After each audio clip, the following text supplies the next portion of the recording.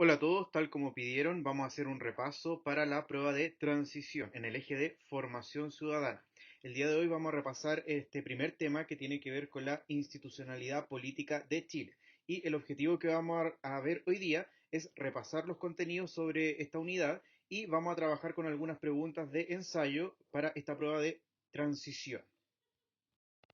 El día de hoy vamos a ver bastantes temas porque es una materia que vamos a tener que comprimir bastante, pero algunas de esas cosas ustedes ya las manejan. Por ejemplo, este primer tema que vamos a revisar tiene que ver con el concepto de Estado de Derecho y ustedes ya lo habían revisado particularmente en ciencias sociales. El Estado de Derecho es esta configuración social en la cual existe la certeza de que las personas, ya sean jurídicas o naturales, en su versión privada o en su versión pública, más el Estado, están debidamente reguladas por un ordenamiento jurídico que está contenido en la Constitución y que se expresa en las leyes. Y también teniendo en consideración que ese ordenamiento jurídico de la Constitución y las leyes tiene una base que está garantizada por los derechos humanos y que desde los cuales emanan todos los demás ordenamientos jurídicos. Así que el Estado de Derecho es esta garantía de funcionamiento social que está establecido en las normas jurídicas. Y como ya ustedes deben saber, este Estado de Derecho se encuentra garantizado en nuestra Constitución, que al parecer en el día de hoy está en entredicho. Elementos clave desde la historia.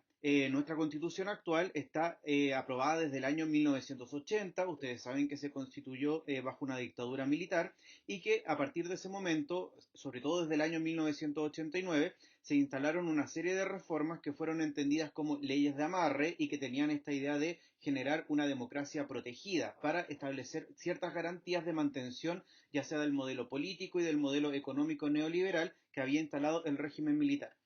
A pesar de que existieron algunas transformaciones en el año 2005 bajo el gobierno de Ricardo Lagos, muchas de ellas eliminando muchas de estas leyes de amarre, como por ejemplo eliminando la posibilidad de que existieran senadores designados y senadores vitalicios, o eliminando el rol de las Fuerzas Armadas como garantes de la institucionalidad política. De todas maneras, quedaron algunos elementos que permanecen hasta el día de hoy. En particular, los elementos que hasta hoy día permanecen son el principio de subsidiariedad del Estado, que establece que el Estado en realidad es rol privado el poder garantizar los servicios básicos de la población y el Estado solamente actúa cuando no existe la posibilidad de los privados de poder garantizárselas a sí mismos. Y también otro elemento que se mantiene hasta el día de hoy son los altos quórum para hacer modificaciones constitucionales. Dependiendo del tipo de ley, existe un quórum de 3/5 o de 4/7, pero eso hace que sea muy difícil poder modificar la Constitución en la actualidad. Y esos elementos son muy explicativos de por qué existe esta polémica actual respecto de la necesidad de modificarla. Dentro de esta Constitución se establecen algunos ideales y valores que están en la base de nuestra democracia.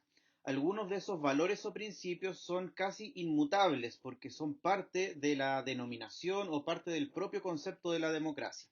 Dentro de estos ideales podemos encontrar estos tres que yo marqué con color más naranja y luego vamos a revisar otros que podrían modificarse sin eliminar la característica fundamental del aspecto democrático de nuestro país. Este primer elemento lo constituye la idea de la soberanía, es decir, el poder reside en la nación y el pueblo lo puede expresar a través de plebiscitos o elecciones periódicas.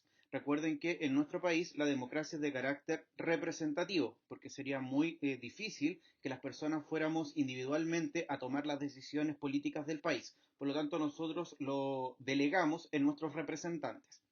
Otro principio sería el de la supremacía constitucional, que tal como lo revisábamos anteriormente, todo lo que se regula dentro del país debe estar contenido, al menos en principio, dentro de la Constitución. Si alguna ley, si alguna normativa, si algún ordenamiento no se condice con lo que está establecido en la Constitución, por lo tanto no es válido. Siempre el punto de partida es la Constitución y por lo tanto también los derechos humanos.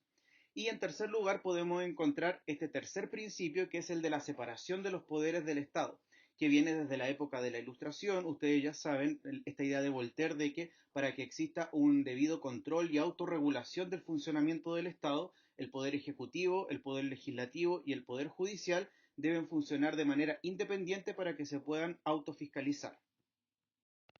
Otros elementos de base de nuestra institucionalidad democrática, por ejemplo, podrían ser el carácter unitario y presidencialista de nuestro régimen político.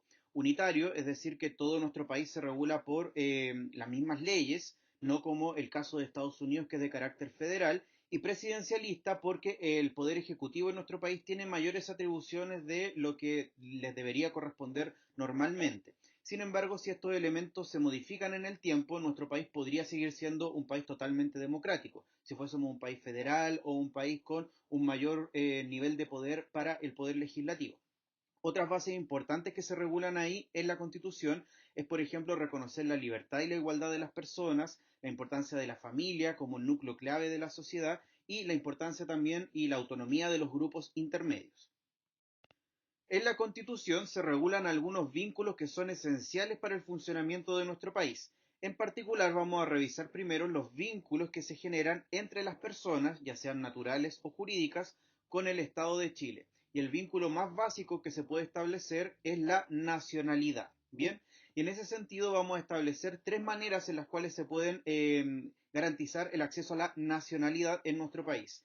El primer caso es la nacionalidad por territorialidad, por derecho de suelo o por jus solis, es decir, que una persona simplemente por el hecho de haber nacido bajo territorio chileno tiene derecho a acceder a la nacionalidad.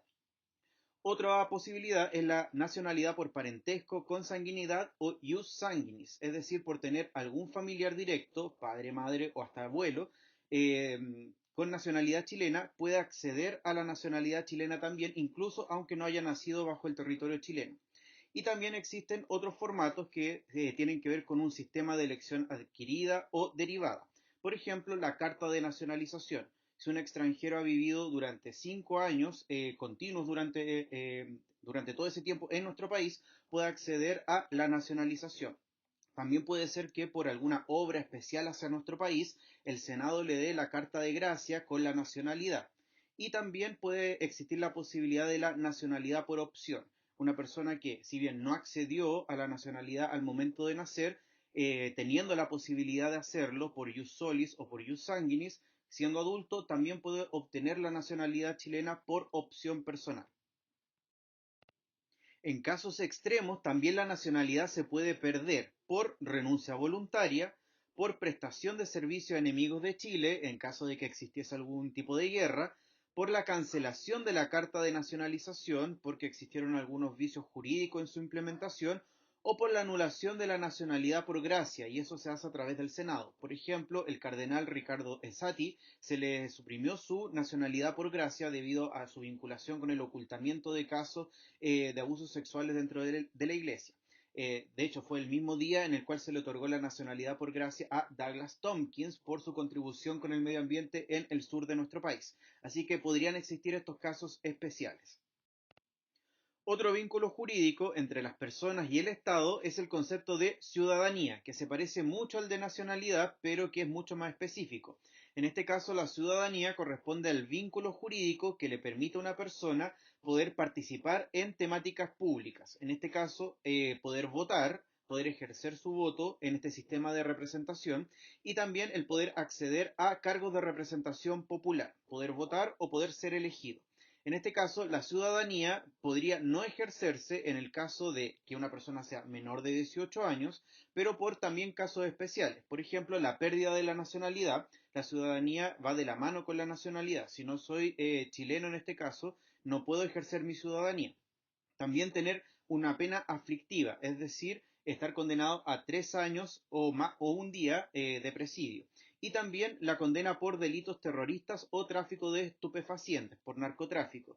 En este caso, la única forma en la cual se podría recuperar la ciudadanía, en este caso, es que la condena se termine, pero en el caso de los delitos terroristas o de narcotráfico, es el Senado el que tiene que dar la aprobación para que se puedan otorgar de nuevo los derechos de ciudadanía. Y como un breve paréntesis, van a ejercitar sobre estos temas algunas preguntas de selección múltiple. La primera de ellas tiene que ver con este concepto de la nacionalidad. Obviamente, en el material que ustedes van a tener, van a encontrar las respuestas, pero la idea es que ustedes lo desarrollen primero de manera autónoma y luego revisen la respuesta con la explicación. No se autoengañen. Esta otra pregunta también tiene que ver con el concepto de nacionalidad y su vínculo con los derechos humanos. Lo mismo, respóndanla primero y luego revísenla en el documento que yo les voy a adjuntar. Ya vimos la manera en cómo se regulan las relaciones entre el Estado y los ciudadanos en sus características más básicas, la nacionalidad y la ciudadanía.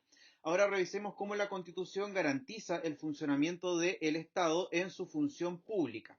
Y claramente aquí la división más fácil de poder revisar es la de la división de los poderes del Estado. Así que vamos a comenzar con el poder ejecutivo, que ustedes ya saben que está encabezado por la figura del presidente de la República. Ahí yo les puse una imagen hermosa de Sebastián Piñera. En este caso, podemos decir del rol del presidente de la República, que es responsable del gobierno y la administración del Estado, que lógicamente tiene que tener nacionalidad chilena, solamente se puede acceder a ese cargo con 35 años o más, y en el caso de nuestro país, el poder de ese cargo dura durante 4 años sin la posibilidad de la reelección inmediata. Se puede reelegir, pero de manera intercalada, como lo hizo Michelle Bachelet y como lo hizo Sebastián Piñera. También en nuestro país, la forma de elección del presidente de la República es a través de un sistema de mayoría absoluta, es decir, que si en una primera vuelta no obtiene la mayoría absoluta de un 50% más uno, se debe acceder a una segunda vuelta donde van los dos candidatos más votados y ahí lógicamente se elige al que recibe más votos.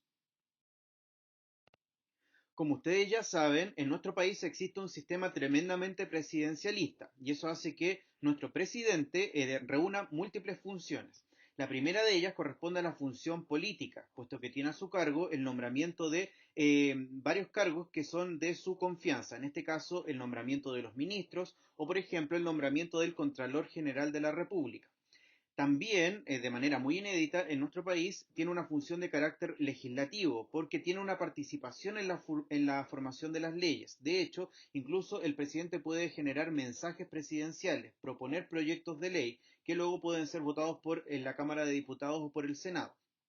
También posee una función judicial, porque puede nombrar magistrados y fiscales judiciales de la Corte de Apelación y de la Corte Suprema, previo acuerdo con el Senado de nuestro país.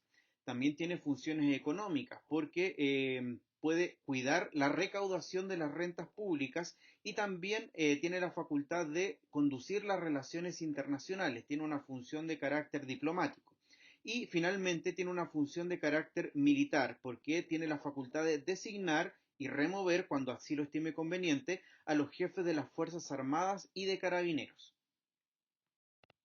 La segunda función pública que se regula es la del poder legislativo. En este caso, en nuestro país tenemos un poder legislativo de carácter bicameral, es decir, hay dos instituciones que participan de este poder legislativo, la Cámara de Diputados y el Senado. Cada una de ellas tiene composiciones diferentes, que se modificaron en el año 2015 con la sustitución del sistema binominal por uno de carácter proporcional que hizo algunas modificaciones en la manera en cómo se elegían a estos representantes. En el caso de los diputados, se pasó de 120 a 155 representantes elegidos en 28 distritos electorales a lo largo de nuestro país.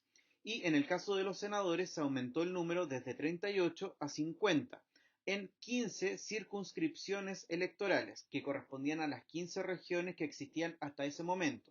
Recuerden que el día de hoy existen 16 regiones y por lo tanto seguramente en algún momento eso se va a tener que modificar. Y se estableció también la duración que se mantuvo en este caso. Los diputados duran 4 años en el ejercicio de su poder y los senadores 8 años. El sistema proporcional vino a reemplazar el sistema binominal, que era uno de los elementos que era crítico de la Constitución de 1980, porque establecía mayores cuotas de poder a las minorías que obtenían en las elecciones parlamentarias. Eso significaba que incluso aunque existiese una diferencia en los resultados parlamentarios, siempre existía una representación de 50 y 50, porque solamente se elegían a dos parlamentarios por distrito electoral. El sistema proporcional amplía esa situación, pudiendo elegirse una mayor cantidad de representantes y por lo tanto las minorías que recibían bastantes votos ahora sí pueden obtener representantes en alguna de las dos cámaras. Actualmente, y en miras de la nueva constitución, también está en debate acerca de si es necesario tener un poder legislativo de carácter bicameral, pero actualmente está así. La Cámara de Diputados y el Senado comparten ciertas atribuciones, entre ellas aprobar o rechazar los tratados internacionales que luego se deben presentar al presidente para que los ratifique y también pronunciarse respecto de los estados de excepción constitucional, que recuerden que son el estado de sitio, el estado de emergencia, como en el que estamos actualmente, o el estado de catástrofe, que los propone el presidente, pero deben ser con acuerdos del Senado y la Cámara de Diputados. Y lógicamente la función principal del poder legislativo es poder generar las leyes de nuestro país. En este caso, como tenemos un parlamento de carácter bicameral, las leyes pueden surgir como propuestas, como proyectos de ley, tanto en el Senado o en la Cámara de Diputados, y se llaman mociones parlamentarias. Y el proceso para que se puedan llegar a regular y promulgar finalmente por el presidente de la República es bastante complejo y ya lo habíamos revisado en la asignatura de Ciencias Sociales. Ahora bien, como son dos entidades diferentes, cada una de ellas tiene algunas atribuciones exclusivas, aunque el desglose de estas atribuciones exclusivas es algo más bien muy específico y si alguno de ustedes se interesa en poder revisar cuáles son esas características propias, esas atribuciones propias de cada una de las instituciones, lo puede revisar ahí en los artículos que aparecen citados. Bien, pero en general ambas cámaras cumplen este poder de poder generar las leyes de nuestro país. La tercera función pública que se regula en nuestra Constitución corresponde a la del Poder Judicial y que tiene la facultad de conocer y resolver las causas legales que se reclamen, en las que se reclame la intervención de los tribunales de acuerdo a la Constitución y las leyes. Para eso es importante que este poder del Estado, el Poder Judicial, actúe con autonomía y actúe también de acuerdo a esta normativa del Estado de Derecho. El poder judicial de nuestro país funciona de manera bastante jerárquica y lo podríamos graficar a la manera de una pirámide. En su base tenemos a los juzgados o tribunales de primera instancia, que tienen la misión de otorgar justicia frente a las causas judiciales o legales en diversas materias. Y en este sentido podemos reconocer distintos tipos de juzgados. Tienen la misma misión, sin embargo se dedican a materias más bien específicas, como por ejemplo los juzgados civiles que se dedican netamente a causas civiles, por ejemplo a causas comerciales. Juzgado de letras del trabajo dedicada a temáticas más bien relacionadas con el derecho laboral. Juzgados de familia, juzgados de garantía, juzgados de letras de competencia común y tribunales de juicio oral en lo penal. En una segunda instancia, si alguna persona no queda conforme con la resolución de alguno de estos juzgados, puede acceder a este segundo nivel que corresponden a las Cortes de Apelaciones y que hay 17 en nuestro país, particularmente una en cada una de las regiones de nuestra nación y tienen la misión de velar por el debido proceso y la aplicación de los procedimientos establecidos por ley, pero en general se dedican a establecer juicios en segunda instancia. Cuando alguna de las partes no queda conforme, puede acceder a las Cortes de Apelaciones. Si en esa segunda instancia no existe una resolución total de la causa judicial o si existen todavía dudas o disconformidad por alguna de las partes, la última instancia y la última final es la Corte Suprema, que es el Tribunal Máximo de Justicia de nuestro país y que está por sobre todas las demás. Por lo tanto, la resolución que tome la Corte Suprema es la final y no se puede modificar porque ya no hay más instancias establecidas por el Poder Judicial de nuestro país. A pesar de que la teoría tradicional de Voltaire nos dice que existen tres poderes del Estado, el ejecutivo, el legislativo y el judicial, en la práctica en nuestro país existe una especie de cuarto poder y que corresponde al poder contralor o de control estatal. En este caso está constituida por cuatro organizaciones, instituciones públicas de nuestro país que tienen la función de fiscalizar y controlar el funcionamiento de los poderes del Estado. Estas instituciones son el Tribunal Constitucional, que tiene por misión velar porque las leyes que se establezcan en el Poder Legislativo estén alineadas con la Constitución de nuestro país. En segundo lugar, la Contraloría General de la República, que tiene por misión velar por la probidad y la transparencia de los funcionarios públicos que ocupan cargos en Chile. También tenemos en tercer lugar el Tribunal Calificador de Elecciones, su nombre es bastante decidor en este caso, verifica la transparencia de los procesos eleccionarios, y el Banco Central, que es un organismo que vela por la estabilidad de la moneda y el funcionamiento de los pagos internos y externos de nuestro país. Un elemento clave de este poder contralor es que debe ser totalmente autónomo del resto de los poderes del Estado, porque tiene la función de fiscalizarlos, por lo tanto no puede estar supeditado al poder de uno de ellos. Bien, Con esto dicho, vamos a revisar algunas preguntas también de ensayo. Aquí pueden encontrar una pregunta referida a la organización del poder legislativo. Contéstenla y luego revísenla en el documento que les envíe. Aquí tienen otra pregunta precisamente referida a una de estas instituciones relacionadas con el control del Estado. Muy bien, y lo último que vamos a revisar son algunos elementos clave de la reforma judicial que se estableció en Chile en el año 2000. Uno de los primeros elementos que hay que considerar es el concepto de responsabilidad de los ciudadanos frente al sistema judicial chileno. Y entendemos dos categorías de responsabilidad. En primer lugar, tenemos la responsabilidad de tipo penal, que es cuando una persona comete algún tipo de delito que atenta contra la vida o contra la propiedad de otra persona o grupo de personas. Y en este caso, todas las personas mayores de 18 años tienen responsabilidad penal. Sin embargo, con la reforma judicial del año 2000 se estableció que incluso las personas mayores de 14 años también pueden tener responsabilidad penal, a lo que se llamó en su momento la responsabilidad adolescente, que fue una de las transformaciones importantes de esa reforma. Otro elemento dentro del concepto de responsabilidad es la responsabilidad civil, que es cuando se causa algún tipo de daño de menor grado, porque no se atenta contra la vida o contra la propiedad de alguien, pero que sí necesita de algún grado de reparación. Y en este caso tiene que ver con relaciones legales como el matrimonio, los contratos de trabajo, herencia, etcétera.